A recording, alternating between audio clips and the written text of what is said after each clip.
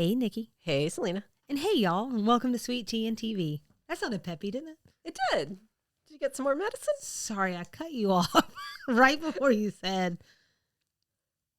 hey, y'all. Hey, y'all. I don't know. I think they got enough pep. Yeah, I'm all pepped up off these Ricolas. Is that what's happening? Do they have anything in them? Are they medicated in any way? Something Swiss. Melissa Limoncello. Oh, well, that'll get you going every time. Are we ready to talk about this week's episode? Well, maybe, baby. Oh, that's well done. Well done. So that is the title of Season 5, Episode 17. Though she's single and currently uninvolved, Mary Jo decides it's time for her to have another baby and tries to convince the visiting JD to help her out with a donation. Suzanne takes up smoking to lose weight.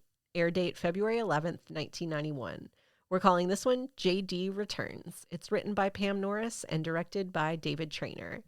And Selena's trivia tells me that this will be the last appearance of Richard Gilliland as JD Shackelford. Both of those last names are very challenging for me to say. Back to back is just, it's hard. an unfair situation, honestly. What do you have in the way of general reactions? Yes, for some, this may be the episode where JD comes back. That is true. And for others, it's the one where Mary Jo contemplates having a baby. But for me, it's the Suzanne smoking episode. Yeah. So, how about you? So you've already said it. We had a huge character return with JD. If I did my math right, he hasn't been, and by doing my math right, I mean Googled enough. He hasn't been around since season 4, episode 4. This is the kayaking episode. Yes. I almost said hee-haw. So I was kind of surprised there wasn't more of an audience response for him. Like just listening to the laugh track or whatever, like it just felt like there would be more people excited to see him. Mm-hmm. On that note, though, I looked it up. Like we said, this is his last appearance. I looked it up. He's made 14 appearances over the course of the show, which absolutely shocks me. That feels like so many. But I guess we've watched a lot of Designing Women. Mm-hmm. I don't feel like I could remember 14 individual instances of seeing JD. There's 2,000 episodes a season. Right. So the law of averages, right? Like 14. Yeah, I guess. I will say this is a horrible way to say goodbye to his character. Just like an absolutely awful note to go out on, in my opinion. So it feels like I agree with that. And since we're talking about JD, I think one of my general reactions is just that I think I miss him. It's true that when he was appearing more regularly, I wasn't always a fan, but gosh darn it, I just kind of like him. I think it's more to do with Richard Gilliland. Yeah. And he's also super charming. Yeah. And also him being gone in real life. I was curious too. Did you see the multiple? I think maybe it's Charlene that opens the door or something, and he's there. Or maybe she's standing up near the front. I don't remember, but like, I've been like tried to watch them and see if there's any spark there. Charlene, I did the same thing. Nothing. Oh, really? I saw nothing. So speaking of seeing things that aren't there, I was like, is it just me, or was her eyes just fluttering just a little bit more when he walked through the door? I always forget to be completely and 100% transparent because there's a lot going on in my head. I always forget that it's Jean Smart in him and not Dixie Carter. Not Dixie Carter. Delta Burke. Because Delta always seems to have stars in her eyes when he's on camera, in my opinion. Oh. She always seems like so totally infatuated with him. Oh, really? Yeah. I think that's her part and parcel to her character, isn't it? She just kind of flirts with all men. Maybe it doesn't. She just needs to charm every man. It doesn't look acty though. Like toward the end of the episode, she made this sort of like joke about them maybe needing some of her cigarettes after they go into the back room. Something about the way she says it is not. It's not sensual. It's not like her. She's obviously not hitting on him. It's just something about her talking about him. She seems like smitten or something. And I've noticed it on other JD occasions as well. I don't know. Oh, okay. I may be reading into it. She was the one that originally introduced Mary Jo and JD. So maybe she just really likes like the guy. Familiarity or something. Yeah, but I always think that about her. But I'm glad you saw it between Jean Smart and him. I wanted to. You wanted to. It was. I just did. You saw it. I wanted it. On reflection for this season, this is my last general reaction. I do think the show has actually done it. I hate it when I do that. Actually. It's been building to this plot for Mary Jo. It feels like it's done a nice job of doing that. She was the one who was so fascinated by the sperm bank story earlier in the season. Maybe it was breadcrumbs, maybe it wasn't. She was also experiencing feelings around Claudia turning 18, so I think they did a nice job laying the groundwork for this one. Whereas sometimes it feels like things just come out of the blue. She was either, and maybe it's even in this episode, I can't remember, but like she's very excited to be around Charlene and the baby, Olivia, So it feels like they're letting the audience know that empty nest syndrome is occurring. Yeah. Yeah, I see that. I have two other general thoughts. One has two parts. All of mine do. I really liked this plot line, but had two major thoughts about it. So she says, all I'm really asking for is a few moments of your time. So one, that line was hilarious. That entire scene between Mary Jo and JD was really funny. But there are a lot of layers to that one sort of throwaway comment. Ultimately being just like a baby is never just yours. So I think I really struggled with her blind spot to the fact that like, one, the child's going to want to grow up and know who their dad is. And two, that JD would want to know this child. And so her blind spot clouded the episode a little bit for me. It was like, you could probably argue that it was a willful ignorance because she didn't want to see those things. But for some reason, I don't know if it's like the mom in me or just like the realist in me, but something about it, I was just like, this is so absurd. This is so crazy. And I can't believe she would look at him and say that. And then there was this line where she said, don't you see, JD, my life is finally in order. So this is that building through the season you're talking about. I have so much to give. Please don't tell me I'm not going to be able to give it. I want a baby. So this line just really spoke to me. I don't know if it's the late 30s, again, if it's the mom thing, but like, I just hate, and I think it's so unfair that fertility is not adequately aligned with the female life cycle. You're just like a total mess in your teens and your early 20s, but like a man could sneeze and you'd get pregnant. But like by the time you finally are ready and you can be the full parent that a kid needs, that you can financially provide for them, your biological clock is ticking so loud it keeps you up at night. That's just so messed up. That is like an unfair thing about life. And I just kept thinking that through this whole episode. Yeah. And then this one probably could be a stray. I really liked Suzanne smoking and Mary Jo's fertility thing sort of being in the same episode. Health issues. Right. But, in the last episode with Bernice's thing, I said I felt like there could have been maybe another subplot or something more. This is sort of what I had in mind. Like that nose situation felt incomplete or something. This one felt like full circle. We had two sort of meaty things going on at the same time, and it made the episode feel like something I was really taking in. Yeah, I like that. And is that the end of your general reaction? It is. I'll cut you off. Okay, so let's jump into stray observations then. And if you don't mind, let's start with Suzanne Watch because we're already kind of talking about the smoking bit. Okay. So let me just ask you in general, do you see anything worth talking about for Suzanne Watch? Did anything strike you? Well, what was really funny is when they took her away and put her in the new smoking section, which is the atrium or whatever they call it, they had her back to the camera, and I totally did not think that was really Delta Burke. I thought it was a body stand-in. Oh. It looked so like she wasn't there, but then she turned her head really fast, and I'm like, oh, well, I'm reading something that's not there. So, yeah, no, I mean, they were definitely like put her outside or whatever, but what I'm struggling with so much is she's still such a part. You just said, like, to you, this is the Suzanne smoking episode. I think that speaks to Delta Burke. I don't think to me, it doesn't speak to I the think show. You're playing mind games with me. No. I think you're planting something. I mean, maybe. So my thing, who knows? My thing is like, because I've had this thought a lot, and people have actually weighed in on social media. They talked about this episode specifically as a good example for us to talk about in the Suzanne Watch segment. And yes, they put her out in the cold and locked the doors and closed the drapes, and it was very funny. I think it's hard to read it with just purely funny when you know that there are these problems off the set. But in terms of what she's doing comedically, it doesn't matter. They can't shut her down. She's that good. She's so funny. But that's a Delta thing. You know, I don't know that just anybody could do what she was doing in these scenes. And I was actually curiously wondering how close this might be to when they did actually sit down and vote on whether to keep her in the show or not. Like, where are, well, actually, I don't have to know if it was in February. That's unless they're out of order. We're like just a couple of months from that conversation taking place. So, yeah. So hard. It's so hard for me to think about it and talk about it because I don't know. I don't know, man. Yeah. We weren't there. We're just making stuff up.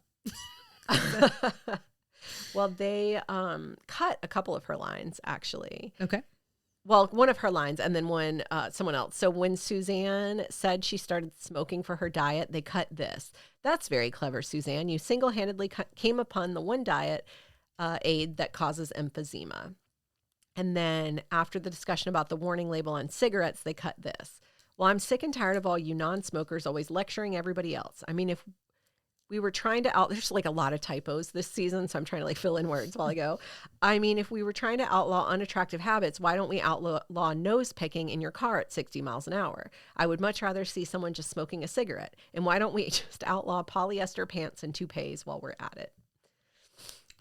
I had that in my dislikes. I thought that was a bad cut. Yeah. Did you have any other strays? I have two. It looks like they have her smoking Marlboro Reds, so it really had her go full in. It's like right next to smoking a filterless cigarette. I know. It's like the veil just came down in front of Nikki. She's like, "What?" So many words. And then, but didn't your parents I see her smoke? as like a Virginia Slims kind of gal. Or am I making that up? Yes, my parents did. Oh, so it seems like you would know at least two things about cigarettes. I know two brands of cigarettes. Oh, okay. Virginia Slims. Oh, yes. And Camel. And the other one. We had a bunch of Joe Camel apparel in our house because they collected the points. Okay. Those are the two brands of cigarettes I know. What I know about filters and not filterless is a thing. Yeah. I mean, they're bad for you either way. It's awful. But the filterless is real. Yeah. That's real. So and is this, are you out of strays? Yes. Okay. This is my last stray. Charlene's apple pie sandwich. Oh, mm-hmm. It reminded me of those little gadgets that they'd sell to kids when we were little, like the McDonald's French fries and stuff. You're making McDonald's French fries, but basically you're just using bread. And I do remember those. So it just put me in the mind of that whole little sandwich segment. Well, it put me in the mind. She's queuing me up so beautifully. Two things. You said gadgets. And so I have a whole As Seen on TV segment for Extra Sugar this week, which I've thought a lot about gadgets over the last couple of weeks. But I also have Nikki's Nibbles. Hey. It's funny you say that because I'm hungry. Nikki's Nibbles. Come on, y'all. Let's talk fiddles. Nikki's Nibbles. Come on, y'all. Let's eat. We have to be nearing the end of our Designing Women coverage because I'm starting to get really tired of all of our little side music, by the way. If I have to hear that song one more time. I had the opposite, which was I feel like I haven't heard that song in a long time. We haven't done a Nibbles in a while. Yeah, you should just make some new ones. I know. Remember the ambitious days? I keep hoping maybe I'll come in here and be like, guess what I did for Suzanne Watch, a segment I don't even believe in. Oh my gosh. So what you just said, that apple pie sandwich situation that Charlene did, when we were brainstorming for this season, one of the things that we talked about, and you've covered this on social media before, is Southern sandwiches. So it's a thing. It's a thing. I found a Southern Living article on unique Southern sandwiches and thought we would put something together for the people here. So the list is actually 15 sandwiches long, and some of them we've actually talked about on here before. So like the Masters pimento cheese we've talked about. I think we've talked about tomato sandwiches. And then like I just mentioned, you did a social media post last year that included some of these. But there were 3 on this list of 15 that stuck out to me as things that I have literally just never heard of. I thought you were going to say just yum, yum, yummy. I just thought, and some of them I thought were interesting choices. That's that nervous laughter you just heard. It's just a choice. So I wanted to get your thoughts. And So I will say one takeaway I had looking at this list is that Charlene's stuffed apple pie sandwich really isn't as wild as it might have sounded when you consider it in the context of these others. In the South, we just really love white bread with some kind of fruit or vegetable stuffed in the middle. That was my takeaway from this list. And mayonnaise. And mayonnaise. So to that point, the first example on my list, which you have sitting in your kitchen right now, the sweet onion sandwich. Mm-hmm. I freaking live in Georgia, the home of the Vidalia onion. I have never heard of an onion sandwich. So I'm sorry, I know that's not really giving you much, but so it feels weird now because of the things that I did with the Southern sandwiches last year, like but I didn't grow up eating Vidalia onion sandwiches, especially with the parsley on the edges. That was all new to me. So that's what I was going to say. So you basically take rounds of raw onion between slices of crustless white bread that's been slathered with mayo, and then you coat the edges in mayo and then roll it in chopped parsley. Can I give a side thing too in your nibbles? Yes. Just to say that. Do I need to play music? No.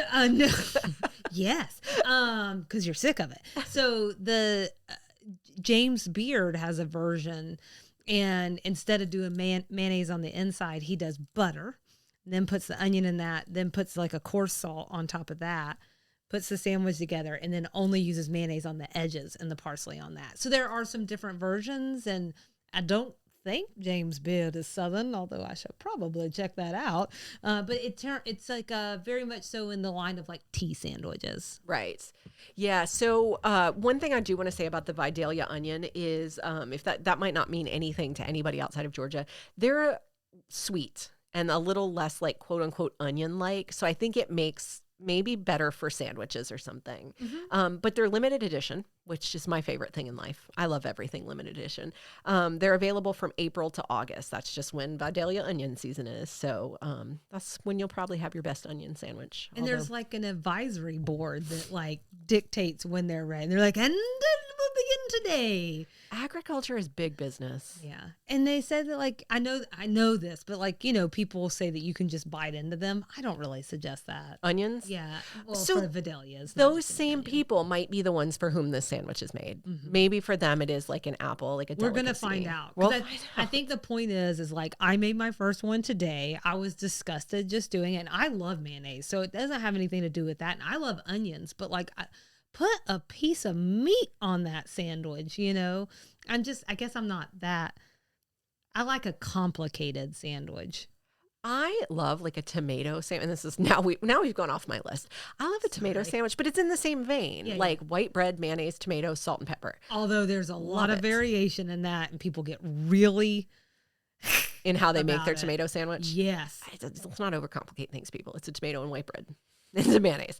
I love that. I love a simple sandwich. Onion, man, I don't know, but I do think so. The one you said you have for today is a Peruvian onion. It's like a Peruvian gold or something, but it is a sweet onion. Okay. So that's So all. we'll see. That's all we had at the local Kroger.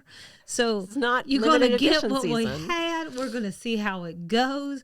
Like Nikki came in and there was just piles of bread. I thought you were saying mayonnaise. Well, that too. Lots of mayonnaise. Piles of mayonnaise and bread of me just like trying to get these perfect little circles. Whatever you do, don't use Sunbeam because I use that for the other sandwich we're going to talk about. But don't do that because it's not sturdy enough to be For the round, you mean? for the round. Mhm. The next one is the mayonnaise sandwich. That's the other one you made? Uh-huh. It's literally just white bread and mayonnaise. But is this the first time you'd ever heard of this? No. Okay. Just reading, though.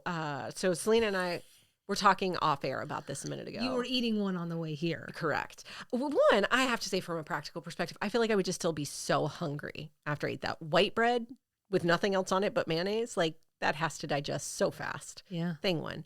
The white bread also makes my tummy hurt a little bit, so you're also going to get a sneak peek of that today. Does that mean you're going to like accidentally fart in here? I can't make any promises to you, Selena. So I feel like I'd be hungry, but also, well, I don't know. I need a substance. I need something in my This is what I'm sandwich. saying. Like put some roast beef in there. Exactly. So the cousin to this one, this is sort of my sub bullet to this one, is the pineapple sandwich, which you actually did highlight I did. in your reel. Yeah, and don't use fresh. You use canned pineapple. I love that. That's like a It's like preference. specified. Yes. So it is just mayo and pineapple, which is it's sort of akin to the pineapple casserole we've talked about before. Southerners love pineapple, apparently. So is there a difference between canned and fresh? Flavor-wise? I guess. Well, yes, everybody knows that the canned fruits are best. I mean, it feels like to me it's more of like necessity, right? Yeah. You know, Because you just don't have pineapples lying around. Exactly. And this didn't just originate yesterday. Right. You know, we weren't magically getting them from different areas of the world the way that we do now. So you either didn't have access or didn't have ready access to it. I liked it. But I like weird things. Like, and I shouldn't say weird, but like Non-traditional. thank you. So to me, it was just fun. We had so much fun making those sandwiches that day. I ate the lion's share of those, by the way. That makes me happy. The last one I wanted to talk about is the Kentucky Hot Brown. And this is news to you. No. Okay. It is not. Okay. I think what is news to me is that it came to us via the Brown Hotel in Louisville, Kentucky in the 1920s. Mm-hmm. The article says it was invented as a way to feed guests who had been up all night in the hotel's popular evening dinner dance. Selena's pretending to drink. Probably part of it. So it's an open-faced sandwich, which kind of requires a fork and a knife. It's usually made with thinly sliced turkey breast, a smooth and creamy Mornay sauce, a white sauce made with cheese, bacon, tomatoes, and a slice of toasted bread. Mm-hmm. Have you had this at the Dwarf House? Yes. Oh, it's so good. It's so good. Kyle's Which like, oh, that's disgusting. Which is why I didn't realize that it's traditionally turkey. Because obviously it's going to be chicken at Chick-fil-A. Mhm. Yeah. No, I grew up on hot browns, and you like can't get them anymore. You can at the Dwarf House. So the one that some of them, they won't even do them there anymore. Oh, no. Really? Yeah. The one in Hateville. Too labor intensive, I Probably, think. yeah. And so I know the one And of nobody orders them, probably. Yeah. I think the one in Jonesboro near my grandparents, like this off Terra Boulevard, I mean, just in case y'all wanted to know, is one of like the very first Dwarf houses. And like when my grandma had cancer, that was one of the only things that she could eat. Mm-hmm. And so they were regularly running up there and getting her hot browns. Mm-hmm. And at some point they were like, yeah, we're not doing it anymore. It's too labor intensive. But she has cancer. It's the least you can do. At least give my grandma. But on those, it's like the chicken, the cheese, and then 2 slices of bacon and toast points. Mm-hmm. And then usually you do a combo. It comes with salad. I should have Googled this. I took for granted that they're still at least doing it at the Hateville one because I had it at this point, what is time? Probably 6 years ago. Time, yeah. So maybe they don't do it anymore, but they just did that big remodel. Maybe they scaled back, but that's where I had it. It is good. Good It's such eating. a comfort. It's such a comfort food. Yeah. I don't know that I would put it in that category, but see, now I need to go have another one. Good You're thing going you've to. got one downstairs. You're going to. So like I said, the rest of the list included the Masters Golf Tournament, pimento cheese, cucumber sandwiches, which are like staples at showers in the South, the peanut butter and banana sandwich, of course, the tomato sandwich. We'll put the whole list in the show notes if folks want to poke around and maybe even try one of them. And then if people do make one, I want a picture or video. That would be lovely. SweetTeaTVPod@gmail.com or at SweetTeaTV on Insta. And my thing is just try things. Just Try. it. What's going to happen? It's nothing. the- Unless you're allergic to pineapple, then don't try it. Or if you have a gag reflex with mayonnaise. Make it make sense. My thing is like, I'm always just trying again, just in case, just on the off chance. For sure. And I tell my family this pretty often, like especially little kids, something you didn't like at 2 years old, you might feel doesn't matter. totally different about Yes. at 5. So give it a try. If you don't like it, fine. I won't make you eat it again for another 2 years, but try I it. just learned 1 week ago that I like Brazil nuts now. And I've gone my I whole love Brazil life nuts. like, these are not for me. And then I had them last week and I was like, what was wrong with me? These are fine. Oh, I love a Brazil nut. Yeah. There you go. It's true. Maybe I need to try that mayonnaise sandwich downstairs. I You're might love going it. to. A nice 7-hour-old mayonnaise sandwich. Room temperature. Just like the good Lord intended. That's it. That's all. Yeah, we take you out. Nikki's Nibbles. I was just trying to remember if we usually play music. I don't think I can listen to that again. So, outside of Southern sandwiches, what else did you like about this episode? I'm going to take a chance that we have a couple of Suzanne says that we both really liked. Oh, man. So many. The one that I really liked was, I'll take 100 chances with my lungs, but you only get one chance with my wig. And then at the end where she says, oh, Lord, not again, when her wig caught on fire in the back room. I also love this line from Anthony after he lit Suzanne's cigarette. I know this woman. She does what she wants till she doesn't want to do it anymore. Just stay out of the way and try not to get hurt.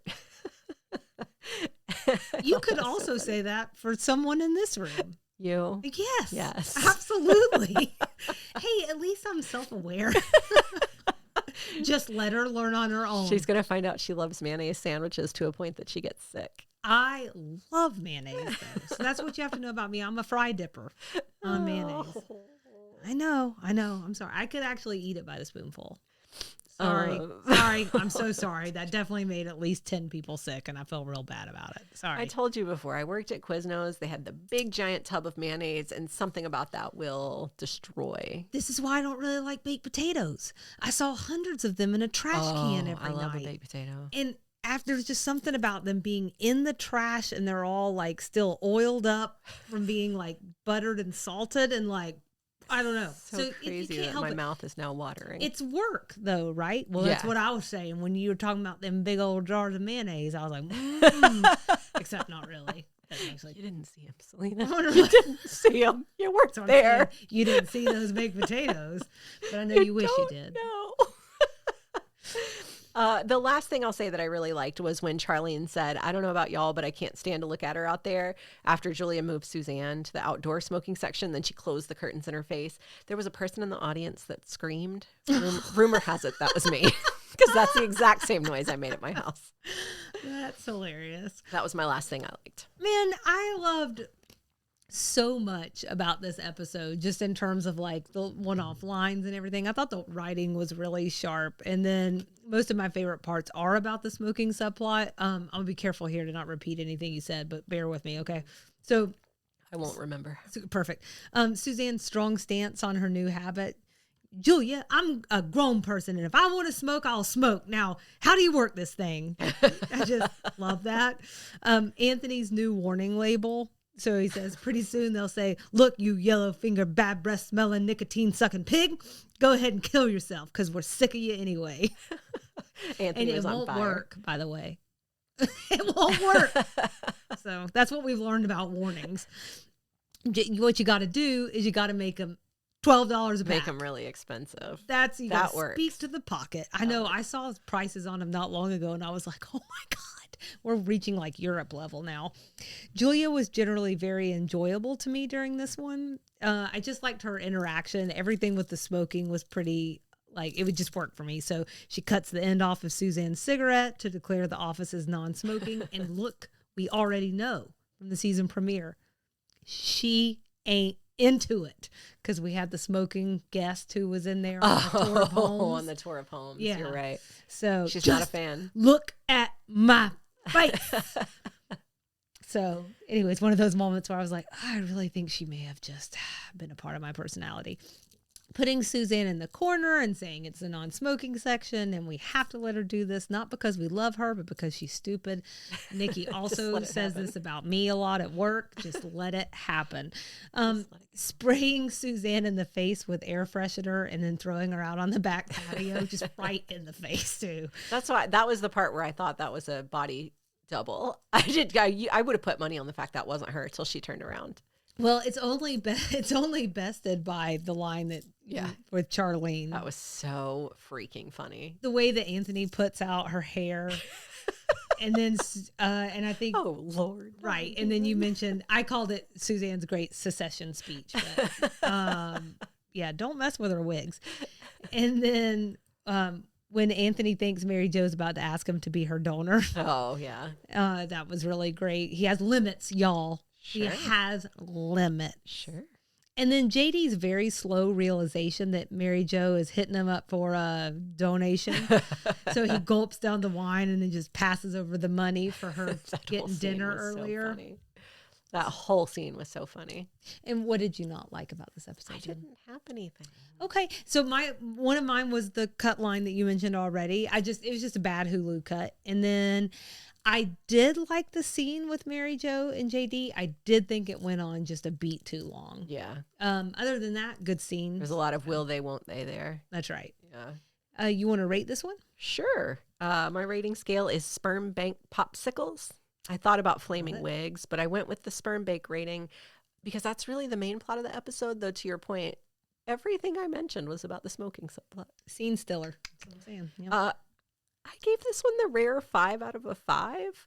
I think that the pairing of the two subplots was really funny. I thought this was really touching, that whole thing with Mary Jo. I was a little bit annoyed, like I said, by the her blindness to everything, but I think I like justified it because she was like willful blindness. But it did. I just kept thinking about it like, God, that's annoying.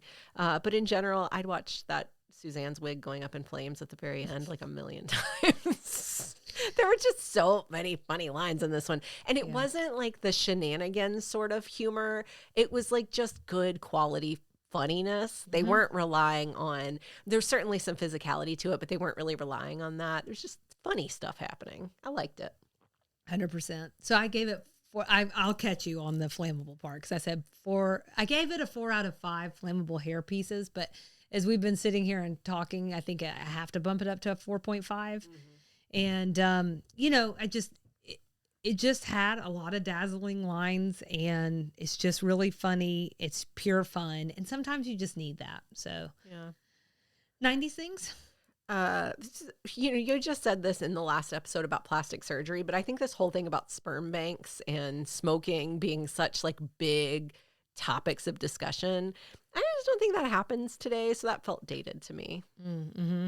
And then infomercials. I'm going to stop there for reasons that will make themselves apparent in a couple of days with extra sugar. But that also felt very dated or 90s to me. Or in 5 minutes for you and me. Correct. Okay. So I had Charlene's hot sandwich maker. Yeah. And fitting into that world. And then, just like we're on the same page. Alternative reproduction options. Novel. That took me so long to translate. It took me a long time to get the full words out. So I broke there for like half a second. But good, both our brains broke on that one. You found it. You found the glitch. Well, I usually find the glitch. It's getting past the glitch that's trouble. Southern things? I talked about the sandwiches. That's really the only thing that's even adjacently Southern to me. Okay. I had feel like a heel. Sorry, that's all my Southern words coming out. Feel like a hill. Feel. And I'm almost sure JD said that before. Like, I think in the episode where he wanted to have sex before Mary Jo. Oh, you're not horny anymore, are you? Lord. Oh, good Lord, Selena. Sorry, you can't say horny? Anyways. Now she said it twice while looking me right in the eyes. Squarely in the peepers. And then we get which has got to be one of our most repeated references, but the Civil War and burning Atlanta. I think I mentioned. So that's Southern. It is. And then references we need to talk about. I don't have anything. Oh, I'm second guessing myself. Okay, I have one, and it's that. But I was expecting like 50. Well, is it because it's a little convoluted? Okay. Take me on this journey. It's the Nobel Prize sperm bank. So, but they mentioned like you're going to tap into that Nobel Prize winner sperm bank, and I was like, is this real? And it was. So this is the repository for germinal choice. So it's a real thing, founded in 1979 by Robert Clark Graham. He's also the inventor of shatterproof glasses and contact lenses, just in case you needed to know. Oh my gosh. Thank you. You're welcome.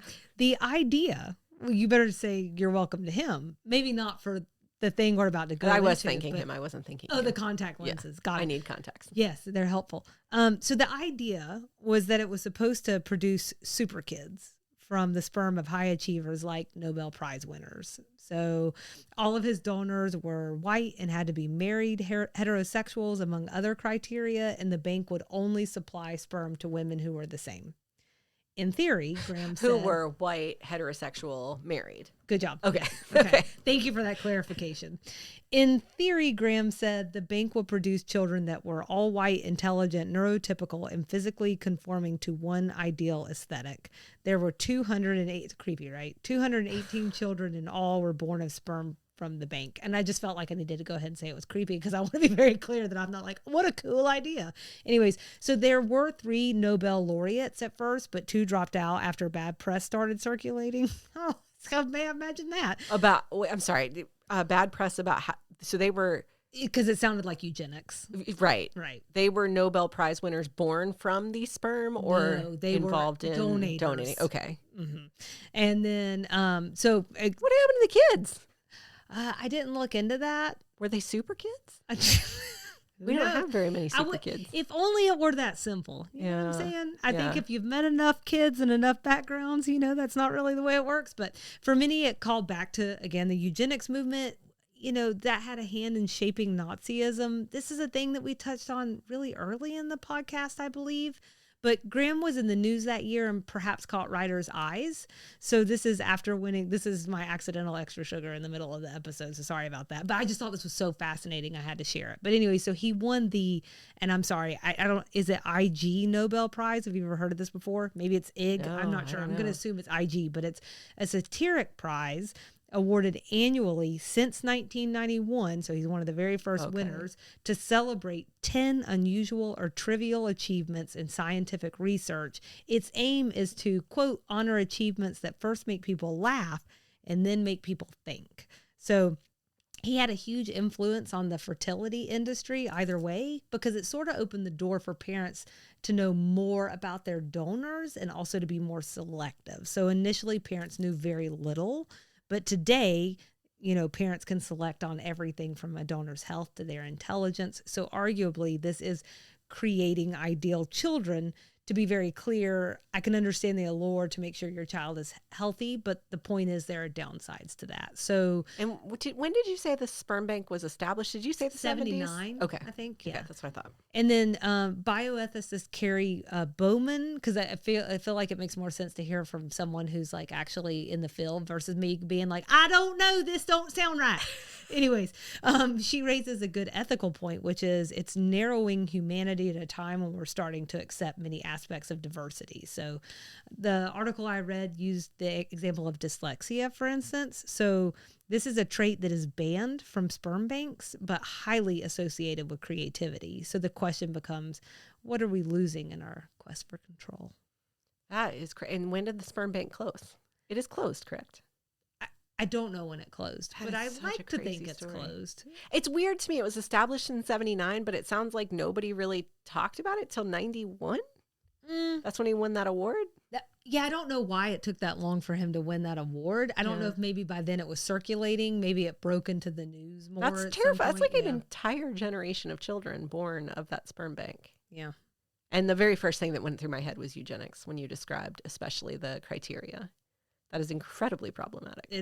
I just like, I was floored just like reading through this because I thought this has to be a joke, right? And then I was like, oh, right, of course it's not a joke.